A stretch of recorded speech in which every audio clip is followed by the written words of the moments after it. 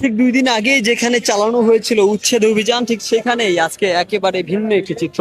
প্রশাসনের ঠিক নাকের ডগায় কিন্তু চলছে অবৈধ টাকা, নতুন টাকার যেই ব্যবসা সেটি।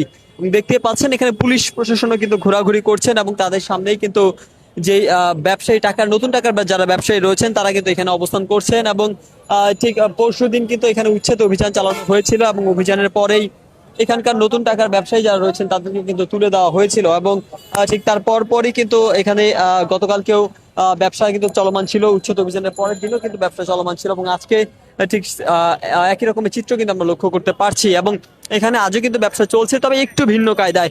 আমি যদি একটু বলি যে প্রতিবার কিন্তু যারা গুলিস্তানে আসেন কিংবা যারা এই নতুন টাকার বেচা কেনার যে ব্যবসা, এই জায়গাটিতে যারা পরিচিত তারা কিন্তু অনেকেই জানেন যে এই জায়গাটা সবসময় টাকায় সাজানো থাকে, নতুন টাকার বান্ডেলে বান্ডেলে সাজানো থাকে। তবে আজকে একেবারে ভিন্ন একটি চিত্র। ব্যবসায়ীরা আছেন, বেচাকেনা এখনো চলছে, কিন্তু নতুন বান্ডেল কিন্তু সেভাবে সাজানো নেই।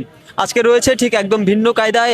ব্যবসায়ী যারা ছিলেন তারা কিন্তু ব্যাগে করে টাকা বিক্রি করছেন এবং দেখতে পাচ্ছেন যে ব্যাগে করে কিন্তু তাদের যে নতুন টাকার বান্ডিল সেটি নিয়ে কিন্তু তারা বসে আছেন এবং ব্যাগে ব্যাগে করে কিন্তু তারা তাদের যেই বিক্রি সেটি কিন্তু করছেন।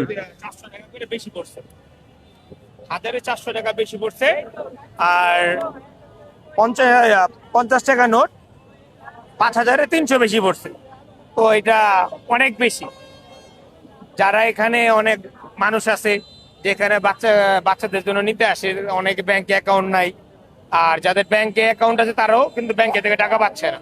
তো আমি বাংলাদেশি ব্যাংকে গিয়েছিলাম, তো আমার যে অ্যাকাউন্ট আছে ওই অ্যাকাউন্টের কাছ থেকে ওখানে শুনলাম, অ্যাকাউন্ট ম্যানেজার বলল যে বাংলাদেশ ব্যাংক টাকা, নতুন টাকা ছাড়বে না। আমার প্রশ্ন হচ্ছে, যদি নতুন টাকা নাই বা ছাড়ে, তাহলে কিভাবে নতুন টাকা গুলিস্তানে এসে বিক্রি হচ্ছে? এটা সুস্থভাবে তদন্ত করা হোক, এটাই বাংলাদেশ সরকারের কাছে আমাদের আবেদন। এই যে দাম এত বেশি রাখার কারণ কি?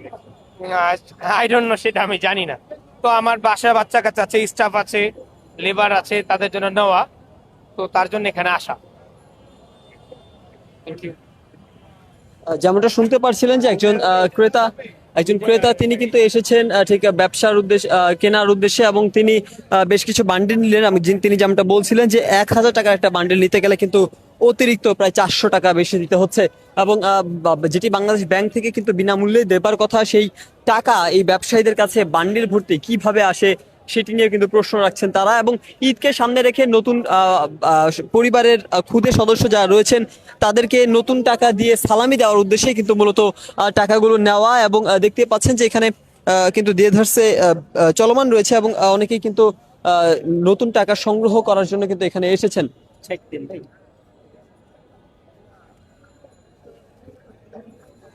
দেখতে পাচ্ছেন যে একজন আমাদের সঙ্গে একজন রয়েছেন যিনি 10 টাকার বান্ডিল নিয়েছেন। ভাই, আপনার কাছে কত টাকা রাখা হয়েছে?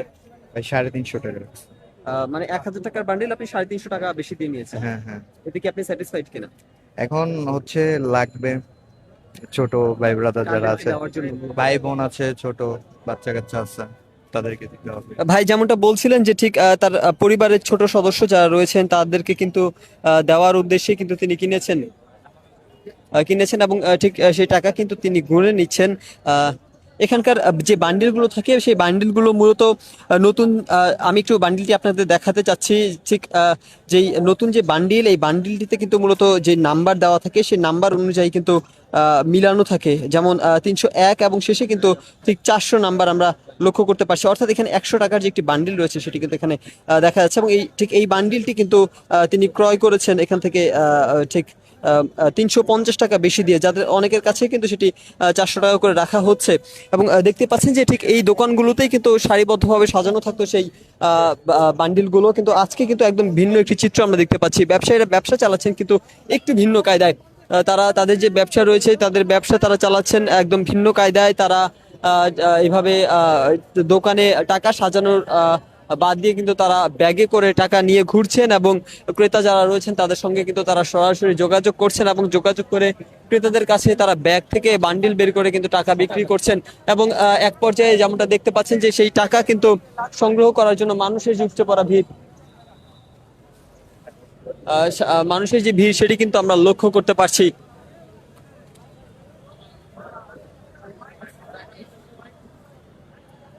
অনেকে এসেছেন যারা টাকা নিয়ে কিন্তু সংগ্রহ বাড়তি টাকা হওয়া সত্ত্বেও তারা অভিযোগ করছেন, কিন্তু তারপরেও কিন্তু তারা টাকাগুলো সংগ্রহ করছেন, কেননা যেহেতু ঈদের একটি সময় তারা পরিবারের উদ্দেশ্যে কিন্তু টাকাগুলো নিয়ে যাচ্ছেন। এই ছিল এখন পর্যন্ত সবশেষ আপডেট, আপনাদেরকে জানানোর চেষ্টা করছিলাম আমি দূরবীন নিউজ থেকে মারুফ হাসান আপন। পরবর্তী আপডেট জানতে আমাদের সঙ্গেই থাকুন।